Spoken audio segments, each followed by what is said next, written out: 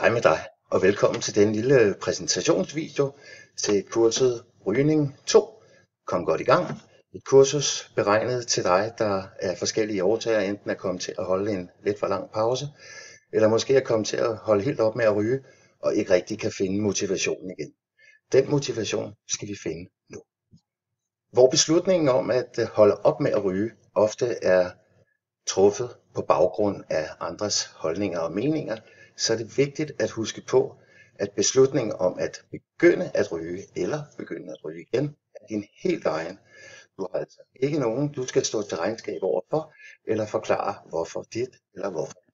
Når vi så går videre og finder ud af, hvad skal der til for at finde den her motivation, så er det vigtigt, at vi finder ud af årsagen til, at vi i første omgang kom til at holde den her pause eller helt holdt op.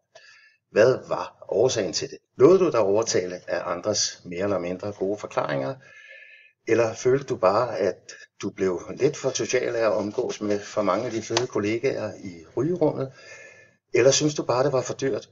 Og havde du ikke kreditværdigheden til at optage de nødvendige kviklån til at fastholde dit rygeforbrug? Det er meget vigtigt at finde ud af årsagen til, at du valgte at stoppe, fordi ellers så kan du aldrig komme i gang med at arbejde med fortrængning. Det er meget, meget vigtigt, at man i den her fase, hvor man skal til at starte igen, fokuserer på, hvorfor man valgte at holde op senest, og få det fortrængt hurtigst muligt, for at kunne komme op i omdrejninger igen. Fokuser på, hvad godt og hvad skidt rygning gør for dig, både fysisk og psykisk. Er det den livsbekræftende hoste om morgenen, du savner? Slimen?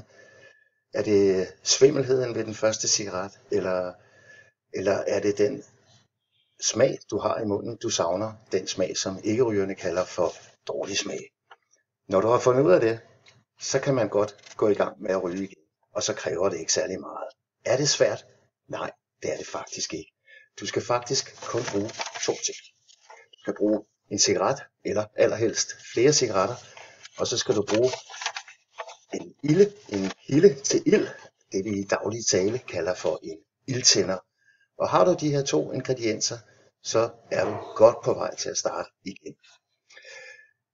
Du mangler kun én ting, og det er her, at opgaven til næste gang den kommer op. Jeg vil gerne have, at du til næste undervisningslektion tænker over, hvad er et godt sted at ryge, og hvad er et godt sted at begynde at ryge igen. Når du har det på plads, så kan du næsten kalde dig ryger igen. Og glem alle de formaninger, du har fået om, hvor farligt det er. Husk på, at det er kun 16.000 mennesker om året, der dør af rygning. Holdt op mod den samlede befolkning, svarer det til 0,4%, hvilket jo selvfølgelig ikke gør rygning til meget farligere ting end alt muligt andet. Og husk, det er aldrig for sent at begynde at ryge. Vi ses næste gang.